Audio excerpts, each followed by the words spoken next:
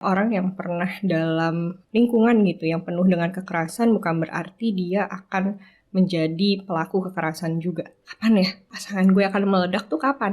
Kita nyari hubungan itu kan buat kebahagiaan, buat ketenangan.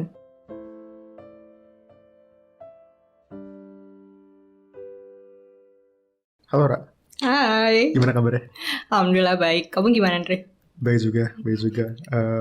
Seneng banget ya bisa ngobrol sama kamu. Akhirnya setelah Hmm, super lama nggak ngobrol, 2 tahun ngobrolnya ya? ya 2 tahun. Ngobrolnya tentang sesuatu yang super menarik juga nih, Hmm, tentang kekerasan dalam hubungan benar. atau abusive relationship. Hmm, Nah, mungkin aku boleh tahu nggak, Ra, apa sih yang buat kamu tertarik buat hmm, bahas tentang ini di awal? Itu sih. hmm.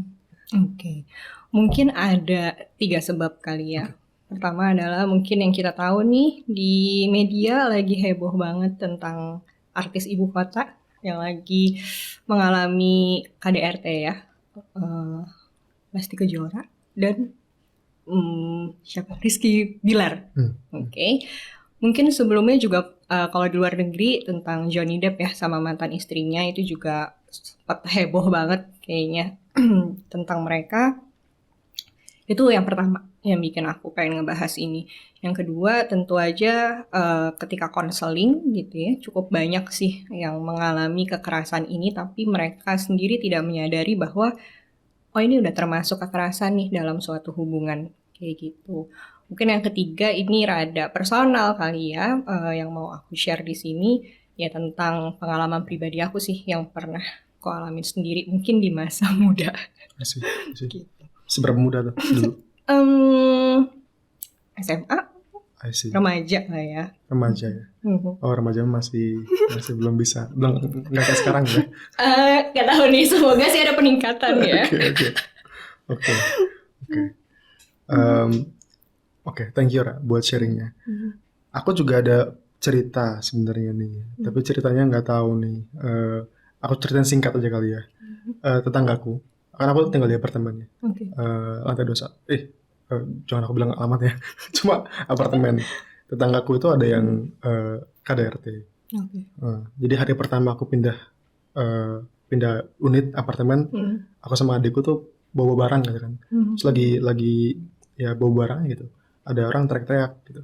Teriak-teriak. eh, Awalnya jujur aku ketawa-ketawa gitu ya, kayak wih gila lucu pak anak pasangan suami istri berantem gitu kan.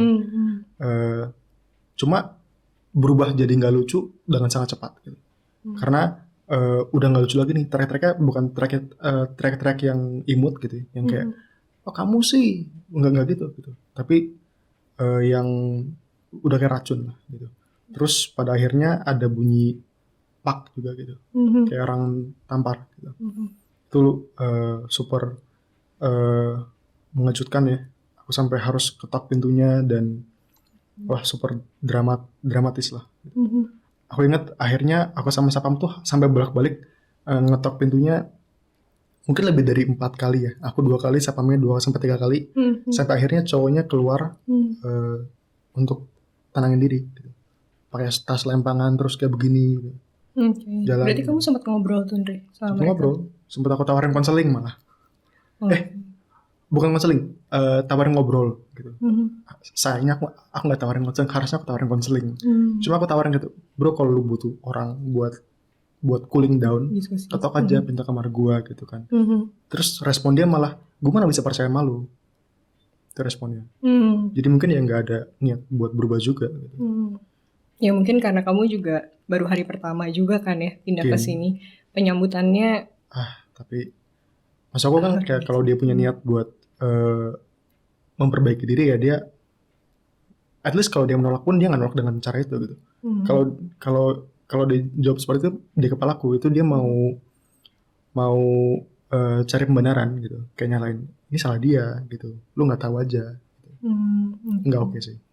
Tapi mungkin selain itu ada, Andre, cerita atau pengalaman pribadi dari kamu juga? Ya untungnya belum ada sih.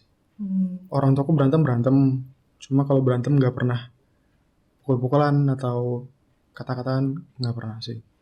Pasif agresif sering, cuma kalau abusif bersyukurnya belum pernah sih. Semoga nggak sampai sana ya. Amin.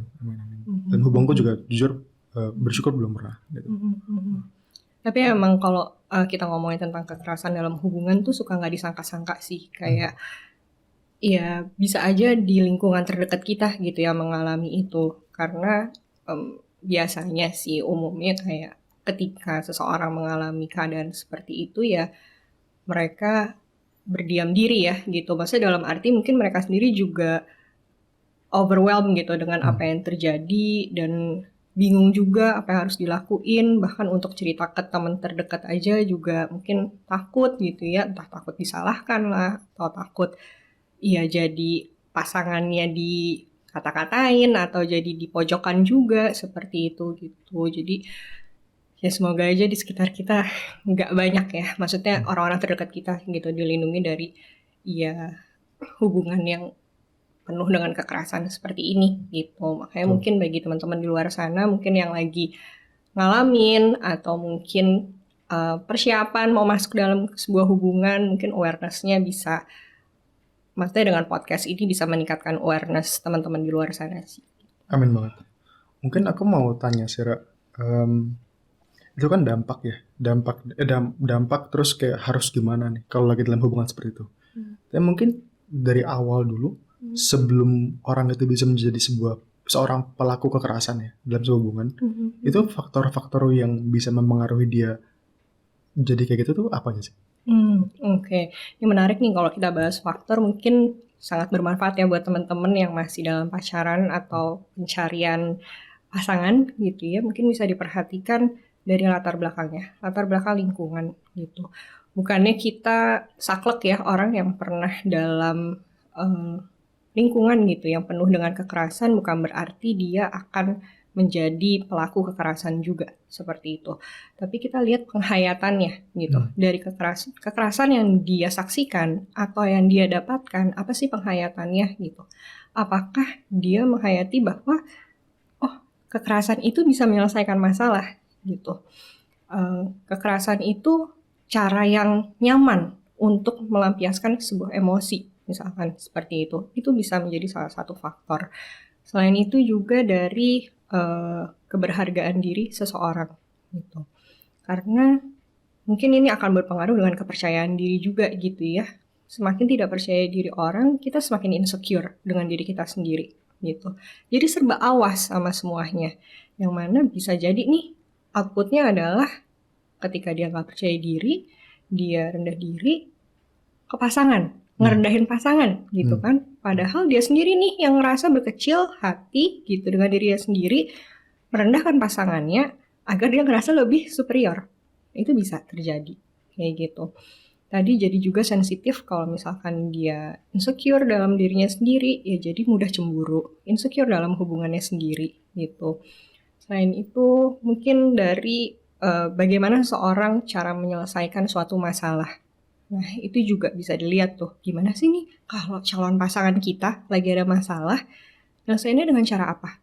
Blaming ke orang lain, blaming situasi, atau dia bisa diskusi dengan baik, atau kayak gimana?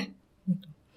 Ada juga pengaruhnya dari penggunaan atau konsumsi alkohol atau obat-obatan.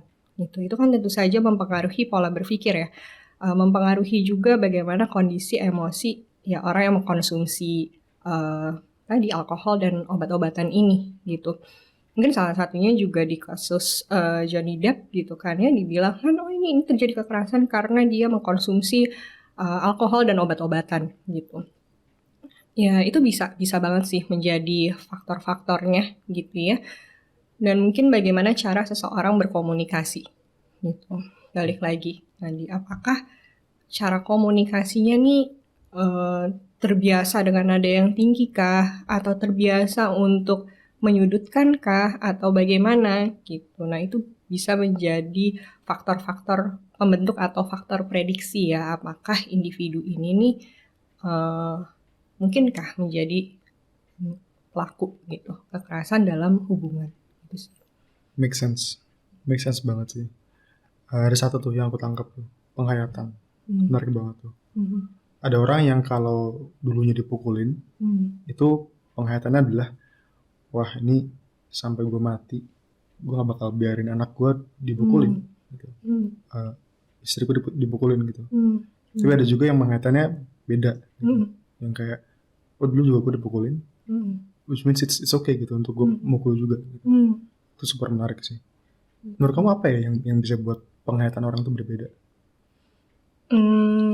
Ya kembali lagi banyak faktor Andre ya, maksudnya kombinasi faktor ya. Kenapa? Kombinasi faktor gitu ya. Kombinasi faktor. Mungkin tadi aku kepikiran apa ya Andre? Ada salah satu faktor lagi tadi yang terpikirkan. Nanti kalau aku ingat aku sampein lagi ya. Ada satu faktor yang cukup penting juga sih tadi yang kepikiran. Tapi kalau kamu tanya tentang kenapa sih seorang bisa penghayatannya berbeda gitu.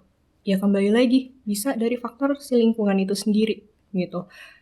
Ketika dia terus terpapar bahwa sorry, bolehkah aku balik lagi ya tadi? Aku baru keinget gitu ya. Salah satu faktor pembentuk lagi adalah keinginan seseorang untuk menjadi superior, untuk mengkontrol seseorang gitu. Dan salah satunya adalah keluarnya nantinya menjadi kekerasan itu sendiri gitu. Itu tadi faktor yang aku kelupaan gitu ya, menyusul. Nah, kalau misalkan balik lagi ke tadi tentang penghayatan itu sendiri gitu. Tadi belajar gitu ya bahwa nih ternyata kadang-kadang kan kita terbentuk itu nggak hanya dari faktor keluarga, tapi di lingkungan sekolah dilihat lagi. Betul. Ternyata dengan teman-temannya juga dibully nih misalkan, atau misalkan cara nyelesain masalah emang harus marah-marah gitu, misalkan ngelihat gurunya, mohon maaf gitu ya, atau ngeliat temen-temennya gitu. Semakin yakinlah dia, kalau misalkan kita mau dapetin yang kita mau, ya caranya dengan seperti itu gitu. Atau mungkin dengan media gitu. Itu kan juga media pembentukan diri seseorang ya gitu, dari media juga berpengaruh seperti itu. Nah itu dia gitu. Bisa jadi yang berbeda adalah tadi kalau misalkan dia punya pembelajaran lain di lingkungan lain gitu. Ternyata nggak pakai marah-marah, nggak pakai mukul, nggak pakai nendang, nggak pakai nyekek, itu juga bisa loh gitu. Kita dapetin apa yang kita mau kayak gitu. Nah itu sih bisa jadi perbedaan gitu ya yang terjadi dalam setiap individunya. Oke. Make sense banget. Paham. Nah, satu hal lagi adalah jadi kayak observasi gitu ya, kayak observasi orang gitu kan, dengan logis gitu. Dia ngapain nih? Oke, sudah rekam gitu ya. Oke, dia kalau sama pelayan restoran begini, tulis gitu ya. Gitu kan. Tapi yang penting loh, kalau misalkan kita lagi apalagi kalau lagi PDKT ya sama orang, mohon maaf jangan lihat baik-baiknya aja gitu. Setuju banget. Lihat yang implisit nih gitu kan ya, implisit kayak tuh kata kunci itu, implisit tuh. Kok tiba-tiba marah gitu kan, baru kayak di klakson di jalan gitu misalkan, tiba-tiba langsung ngomong kasar gitu kan ya, atau tadi misalkan sama pelayan, atau ya misalkan dia lagi cerita di kantor lagi ada masalah ini gitu. Apa sih yang dilakuin, misalkan lah emang nih bos aku bla bla bla bla bla gitu ya, menyalahkan, atau tadi dengan kata-kata kasar gitu. Mungkin itu bisa jadi prediksi juga gitu, karena tadi pas kita lagi tadi pas PDKT kan kita harus aware ya sebenarnya gitu, ini layak nggak sih jadi pasangan kita gitu, apalagi kalau misalkan udah nyari pasangannya yang buat nikah nih. Implisit penghayatan tuh harus bisa baca in between the lines, di tengah-tengahnya tuh kayak apa gitu ya. Menarik. Oke.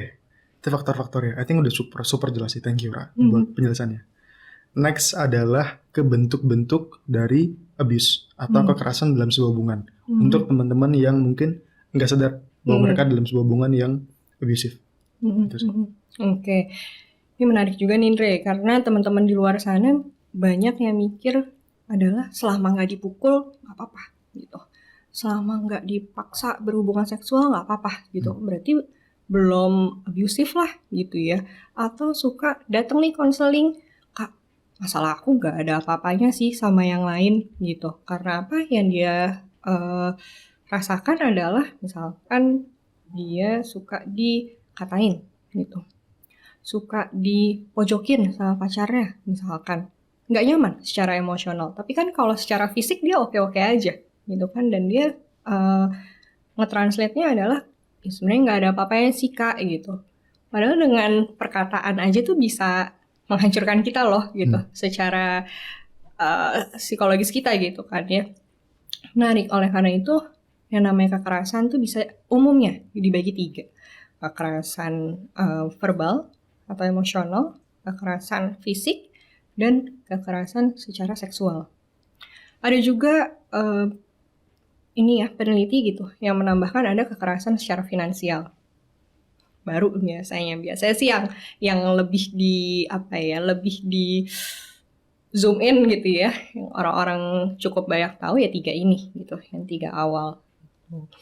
Dan menariknya gitu ya, hati-hati ketika sudah, biasanya ada penelitian yang mengatakan bahwa hati-hati nih, ini bisa dari kekerasan secara verbal, emosional, nantinya kok nggak ada penanganan, itu bisa bertambah loh menjadi kekerasan fisik. Dari kekerasan fisik bertambah menjadi kekerasan seksual, seperti itu. Tapi nggak saklek ya gitu, tapi mungkin saja itu terjadi gitu. Nah, apa nih kekerasan secara emosional? Apa Ndre? Menurut kamu Ndre? Ya, menurut aku nih ya, dulu aku pernah punya kenalan yang dulu tuh punya pacar sebelumnya. Itu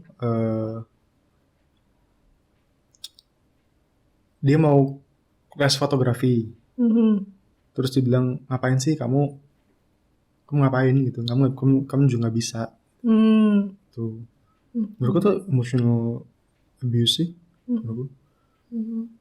Karena ya aku percaya semua orang tuh bertanggung jawab sama perasaannya, sama aksi yang diambil juga. Aku nggak ada itu yang bilang psikologku tuh yang bilang tuh, aku ingat sampai sekarang tuh.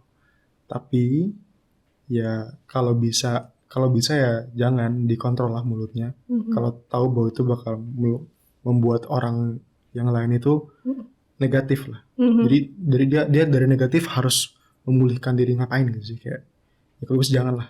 Masa orang mau belajar sesuatu lu bilang kayak ngapain sih, lu juga gak bakal bisa gitu. Itu sih mungkin itu. Oke, benar. Itu seperti merendahkan ya gitu, meragukan kemampuan dari pasangan gitu. Dan kalimat-kalimat yang dikeluarkan pada akhirnya ya tadi merendahkan, mengucilkan, seperti itu. Atau lebih parahnya, ini biasanya yang paling kan bercandaan gitu ya, memanggil dengan panggilan yang menyakitkan gitu. Contoh,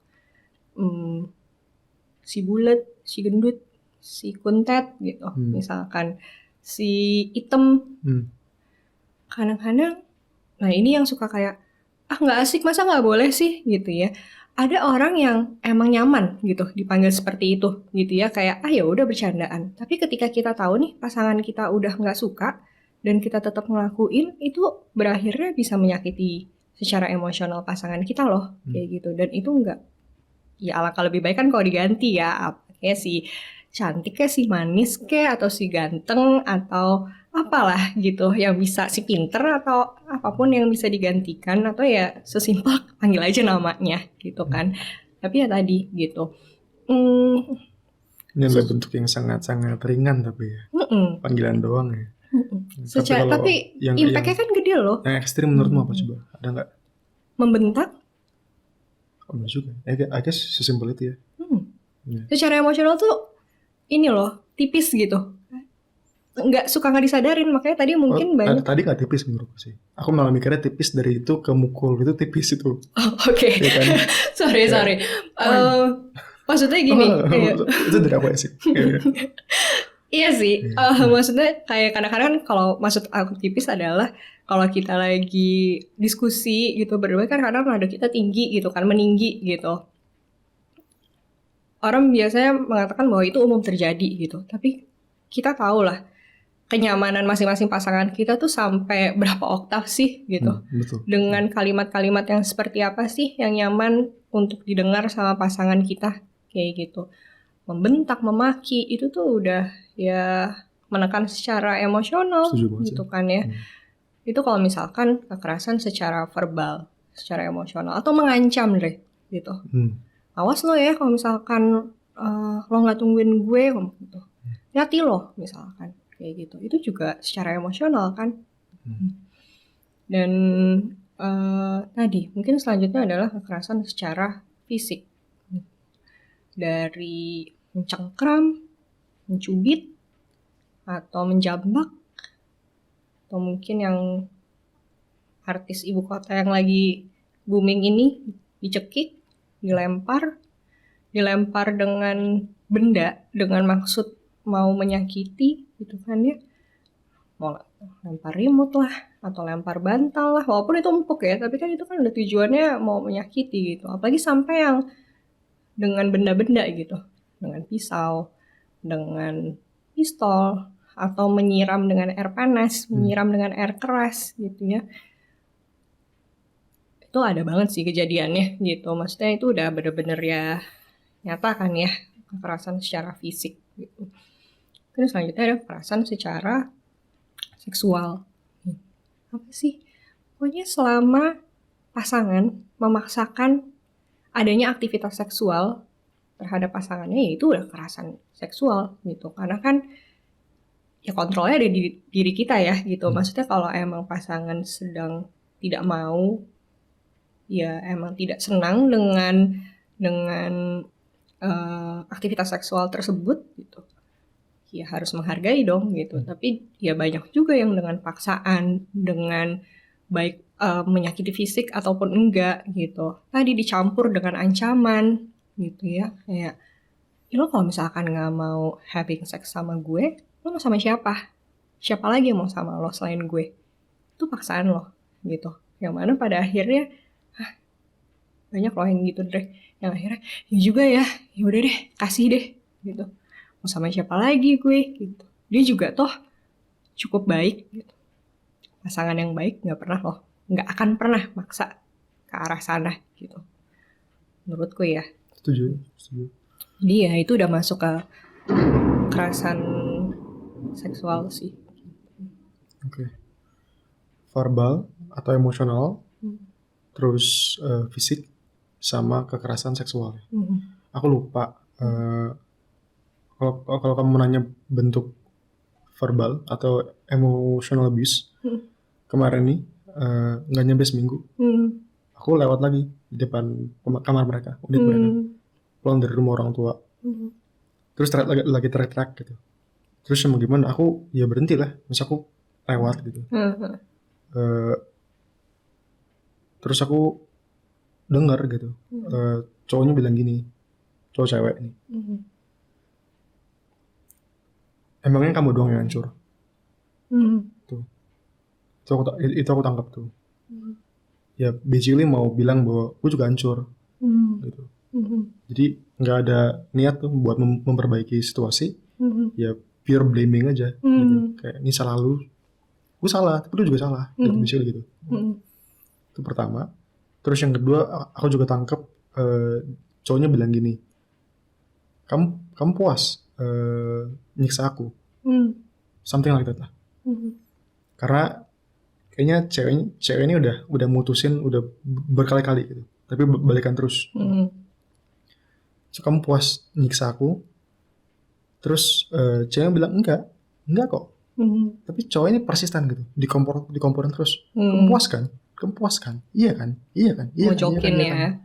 Itu namanya mojokin ya? Nggak tahu apa. Itu namanya apa? Cuma pada akhirnya ceweknya meledak gitu. Iya, puas. Apakah? Iya, puas. Kamu puas. Intinya gitu lah. Aku lupa ininya. Cuma iya, puas lu. Gitu. Dan I think setelah itu nggak lama setelah itu aku balik ke sini, aku telepon Sapam sih. Terus Sapamnya bilang gitu, oh ini yang tadi nelfon ya. Ya basically udah ada yang nelfon gitu. Kenceng, terakhir tuh bener nggak ada rem, kayak binatang lah kasarannya gitu. Gila banget sih. Itu manipulatif sih menurut itu. Nah itu menarik sih tadi dari yang sepotong cerita kamu gitu ya. Yang namanya kekerasan itu dalam hubungan bisa jadi cycle gitu. Dia akan berputar.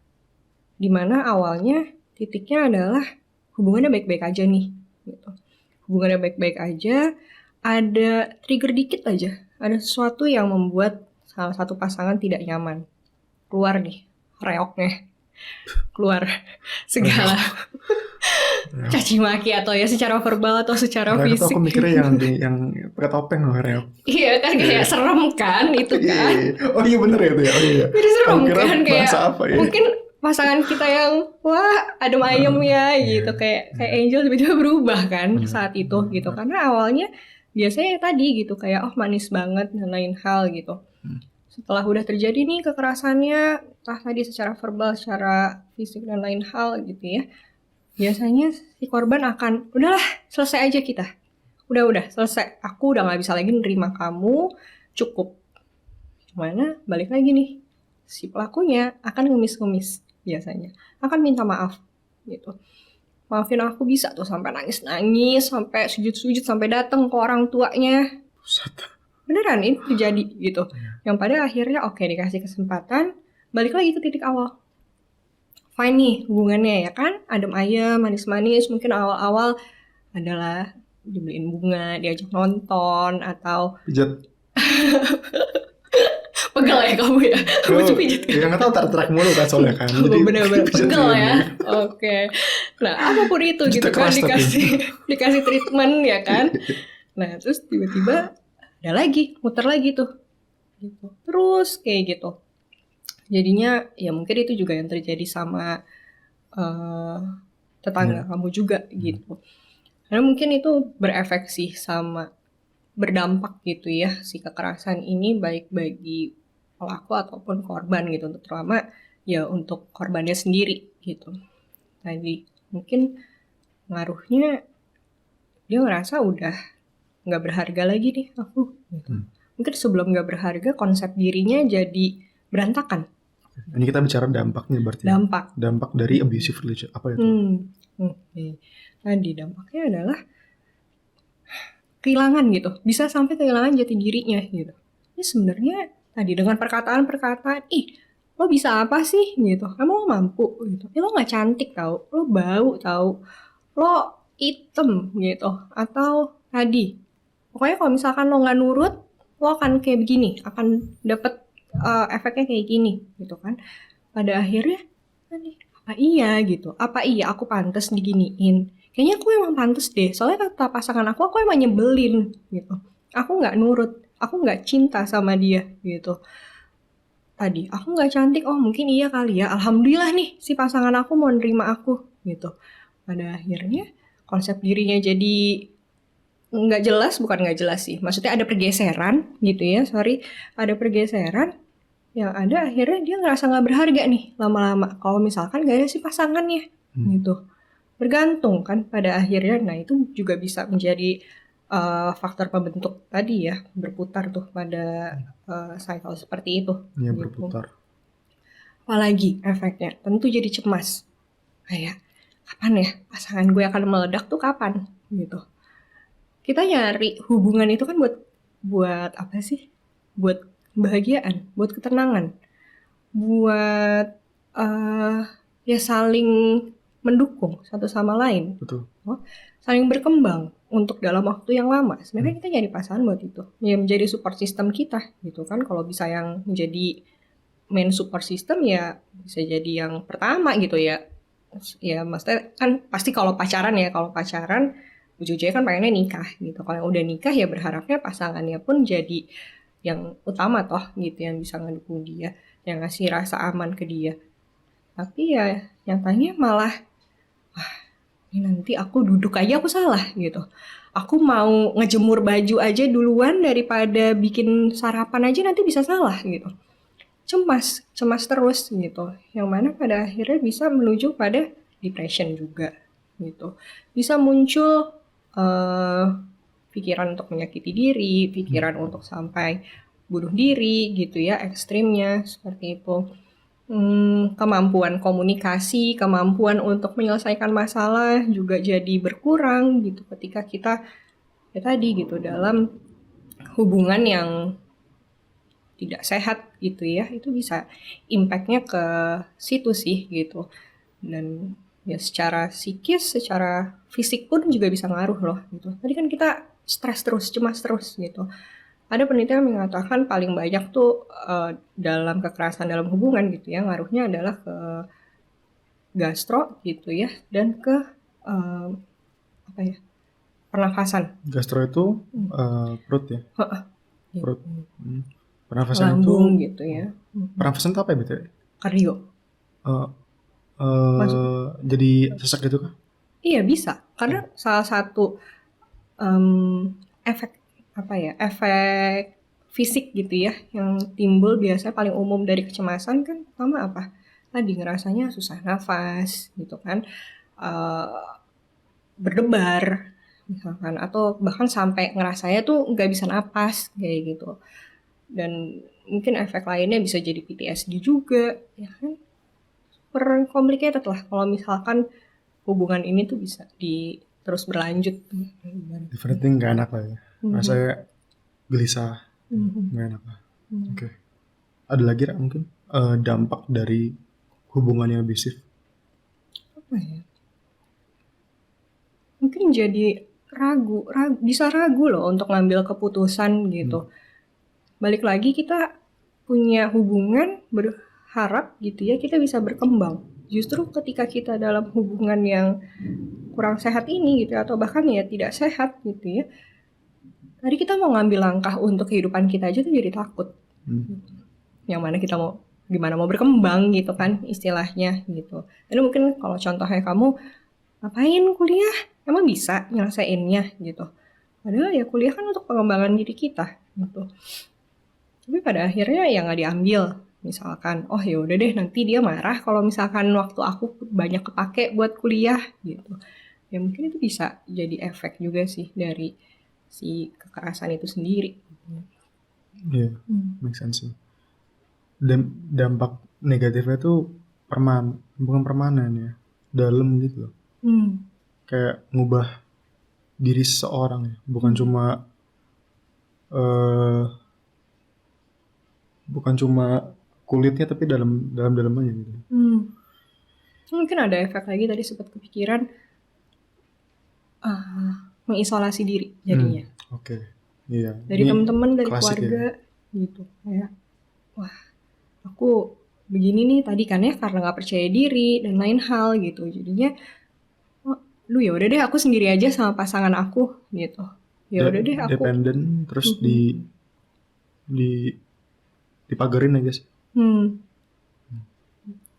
Aku sering dengar itu sih, klasik gitu kan, kayak hubungan yang sehat yang kayak gitu. Oke, menarik sih. Nah, terus harus apa? Itu pertanyaan di kepala banyak orang gitu kan. Aku mikir, mereka juga mikir kayak, ini ngapain nih, kayak ini yang cewek obviously ya kemarin dipukulin sekali yang aku tahu, berapa kali lagi nggak tahu. Satu, harusnya aku lapor polisi tuh. Mikir-mikir lagi sekarang sebenarnya tuh. Aku ngancem kemarin waktu itu kayak, mau gue lapor polisi atau gimana? Soalnya bilang pula kayak telepon kayak ngancem balik, nantang balik pusing gitu ya. Pusing. Harus aku telepon tuh kemarin. Cuma ya. Tapi mereka married atau? Nggak tahu. Oke. Iya married deh. Nggak tahu. Kenapa aku mikir married ya? Iya aku lupa. Oke. Tapi mungkin kalau apa yang bisa dilakuin gitu ya tentu berbeda ya sama yang udah resmi nih gitu dalam pernikahan ataupun yang masih pacaran tadi, atau bahkan ada loh belum pacaran aja udah ada tuh kekerasannya udah mulai muncul gitu. Oke. Mungkin bertahap kali ya. Kalau yang masih pacaran, kalau yang sebelum pacaran ya udah gimana? Semoga kalian yang di luar sana cepat sadar ya kalau hubungan ini aku bisa pastikan nggak worth it sih menurut aku. Gitu. Pakai logika sedikit lah. Hidup itu lebih baik biasanya kalau pakai logika, nggak cuma emosional doang sih. Mungkin pribadi sih. Lebih ke ya setiap diri kita tuh berharga gitu. Jangan sampai keberhargaan diri kita ya dirusak ya, diinjak sama orang lain gitu, sehingga sampai membuat kita ngerasa oke, kita nggak berharga deh. Oke. Padahal kita udah, misalkan nih yang pacaran, yang lagi remaja lah gitu. Kalian udah hidup loh selama berapa belas tahun, dididik sama orang tua kalian udah ngelewatin berbagai macam tantangan kehidupan gitu kan, udah sampai di titik ini kalian berhasil, tiba-tiba dirusak aja nih sama satu orang gitu ya, dibilang kamu tuh nggak bisa apa-apa lah, kamu culun lah, kamu bodoh lah atau apa gitu kan ya, macem-macem kan deh gitu, kayak siapa kamu gitu. Bingung ya dengan kata-kata culun. Anak SD mungkin gitu lagi. Terserah kamu culun. Culun. Oke. Ya seperti itu gitu. Maksudnya mungkin bagi yang masih PDKT ataupun masih pacaran gitu ya, kesadaran diri dulu sih gitu. Kamu harus menyadari, harus mengevaluasi hubungan yang sedang kamu jalani ini nih sehat atau enggak sih gitu. Ada potensi berkembangnya atau enggak? Ada potensi untuk berubah atau enggak? Kayak gitu. Sama mungkin ya sama yang nanti dalam kekerasan dalam rumah tangga gitu. Si dievaluasi. Ada enggak kemungkinan untuk berubah? Dilihatnya dari mana? Dari lingkungan. Oke. Lingkungannya mendukung atau enggak nih? Gitu. Jangan-jangan ya kembali lagi sampai saat ini juga kekerasan itu ya salah satu senjata gitu ya buat menjadi tameng ketika lagi ada masalah gitu. Ketika lagi ada war gitu kan, senjatanya adalah ngamuk-ngamuk gitu. Atau kata-kataan misalkan. Atau tadi udah bahkan sampai secara fisik ngeluarin pisau dan lain hal misalkan kayak gitu. Ini lihat dulu lingkungannya seperti apa. Yang kedua, kesadaran diri dari si pelakunya. Ada nggak? Karena ada yang masih ada loh, Andre udah sampai ngeluarin pisau dan lain-lain, kayak ya nggak salah, emang pantes kamu tuh digituin gitu. Emang lo harus gue ancem gitu. Nah ini kan ya gimana gitu. Apakah kamu yakinkah dia bisa berubah dengan ketidakadasadaran bahwa perilaku yang dia lakukan itu nggak sesuai loh gitu. Di batas normal lah gitu ya istilahnya. Ya sekarang ya itulah yang menjadi evaluasi gitu. Kalau bagi yang pacaran, silahkan tinggalkan, jangan takut gitu ya. Insya Allah ya saya juga nggak bisa. Aku juga bisa ngejamin ya, Andre. Maksudnya, tang aja putus nanti sebulan juga dapat pasangan lagi gitu ya. Aku juga gak bisa ngejamin, tapi yakinlah bahwa kalian itu tuh berharga gitu. Kalian bisa dapat seseorang yang benar-benar bisa menerima diri kalian apa adanya, atau bahkan yang menerima kalian untuk berkembang bersama gitu. Tapi kalau misalkan bagi yang sudah menikah gitu, jadi dievaluasi. Jangan sungkan-sungkan untuk meminta bantuan dengan orang-orang sekitar, keluarga, teman, mungkin bisa jadi pihak ketiga ataupun ya mencari konselor atau mencari psikolog gitu ya untuk didiskusikan gitu. Apa sih next step-nya yang bisa diambil tuh apa? Gitu sih. Make sense. Menarik. Kamu tadi bilang kayak langkah pertama adalah kesadaran diri, gitu kan? Terus langkah yang kedua atau kayaknya yang kedua deh, itu kesadaran pasangan. Ada nggak? Kalau nggak ada ya ngapain dipertahanin, gitu kan? Menarik sih. Ya, aku suka sih, Ra.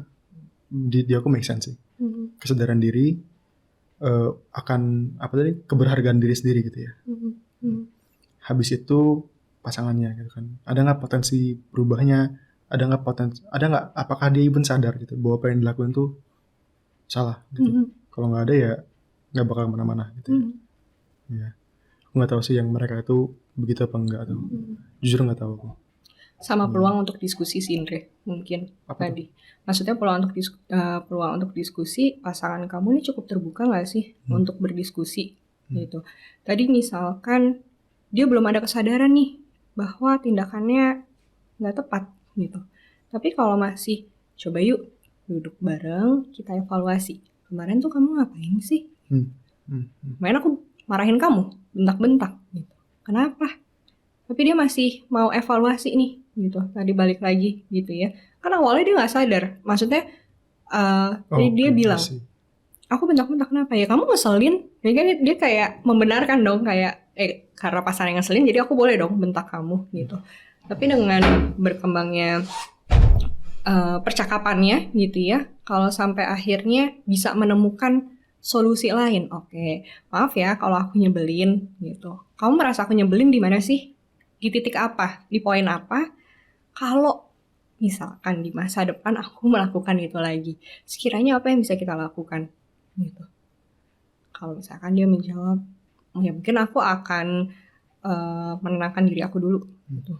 Atau mungkin aku akan kasih kamu waktu untuk evaluasi lah dengan tindakan kamu misalkan.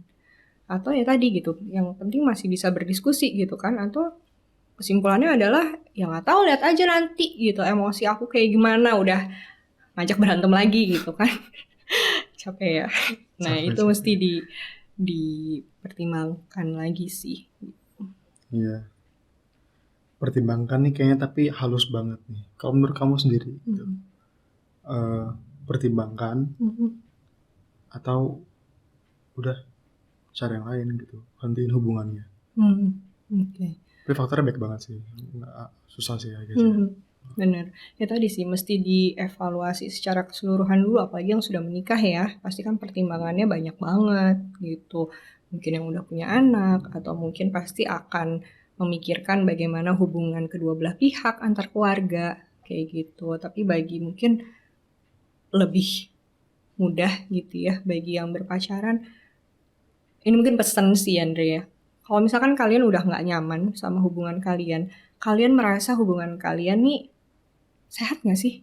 Kok kayaknya aku dari berapa bulan pacaran, berapa tahun pacaran, lebih dari 50% aku ngerasanya aku kok sedih, kok gak nyaman, kok terancam gitu. Evaluasi lah. Mungkin there is something wrong gitu sama relationship kalian gitu. Aku suka sih, poin nomor 3 juga mungkin adalah ini ya, dibawa ke alam bawah sadar, dibawa ke mikir, nggak emosional doang gitu. Menarik. Dariku terakhir mungkin mewakili orang-orang yang udah punya anak gitu ya, yang mungkin pasti sering bilang kamu kan juga ada banyak ya PMB yang datang dengan isu abuse, terus udah punya anak gitu. Mungkin banyak dari mereka yang bilang gitu, Mbak Mira, tapi aku bertahan demi anak. Menurut kamu kayak gimana tuh? Satu kalimat yang pasti akan aku sampaikan kepada mereka, baik bagi suami atau istrinya, bagi pelaku ataupun dari korbannya, aku akan menyampaikan bahwa kalian mau menciptakan lingkungan yang seperti apa untuk anak kalian tumbuh, untuk anak kalian berkembang. Oke, demi anak, tapi anak ini mau disuguhkan gitu ya dengan lingkungan yang seperti apa gitu. Apakah dengan yang menyaksikan setiap hari orang tuanya saling teriak-teriakankah, saling gebuk-gebukankah, atau seperti apa? Nah, mungkin itu yang perlu direnungkan gitu. Karena mungkin kalau boleh share sedikit gitu, banyak juga nih yang masih remaja gitu ya, remaja lah bisa dibilang, atau bahkan yang udah dewasa pun gitu. Ada loh Andre yang mengatakan aku udah pusing banget gitu, aku udah kasarnya udah muak banget gitu ya, dari aku kecil Kak gitu. Aku nyaksiin orang tua aku perang dingin lah, nyaksiin orang tua aku. Ada loh Andre yang bener-bener ya cuma tinggal serumah aja gitu, tapi nggak ada interaksi sama sekali gitu. Itu kan mempengaruhi ini ya, persepsi si anak tentang kehangatan, tentang hubungan tuh seperti apa sih tentang hubungan gitu. Terus tadi atau ngelihat setiap hari mereka tiap hari nggak ada Kak, damai itu di rumah aku tuh nggak ada gitu. Ada aja yang didebatin dari hal kecil, dari cuma misalkan ada teh di meja nggak tahu punya siapa, itu bisa panjang nggak, bisa sehari 2 hari gitu. Ada loh gitu. Sampai yang ngelihat ya ada fisik gitu ya, ada tindakan fisik gitu, dan mereka udah harus ngapain lagi sih? Aku jadi penengah juga udah pernah saat kecil, aku mau teriak-teriak juga udah pernah, mau pura-pura bodoh amat juga udah pernah gitu. Capek gitu mereka. Mau mencoba melerai, mau mencoba jadi mediator. Dan itu yang biasa dilakuin anak-anak loh, Andre. Ya, nggak pernah berhasil.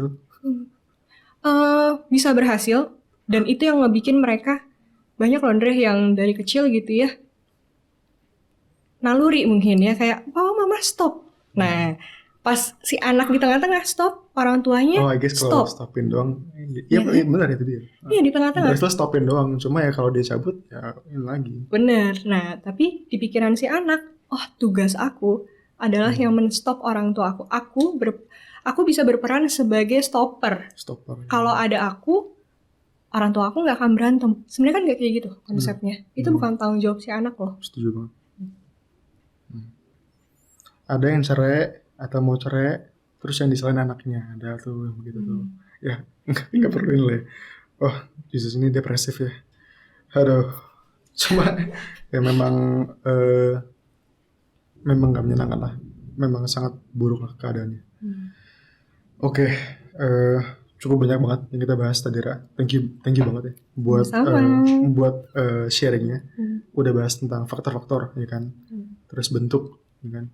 Dampak dan apa yang harus dilakuin kalau berada dalam hubungan yang abusive relationship. Kamu tadi sempat kasih pesan, ada lagi nggak mungkin pesan terakhir buat mereka di luar sana, mau yang udah menikah maupun yang belum menikah gitu ya, tentang hubungan yang seperti ini? Oke. Mungkin lebih menekankan gitu ya, bahwa setiap diri kita, setiap individu itu berharga. Kalian semua berharga, lindungilah diri kalian sendiri dulu, baru kita bisa melindungi yang lain, termasuk hubungan kita, termasuk orang lain, seperti itu.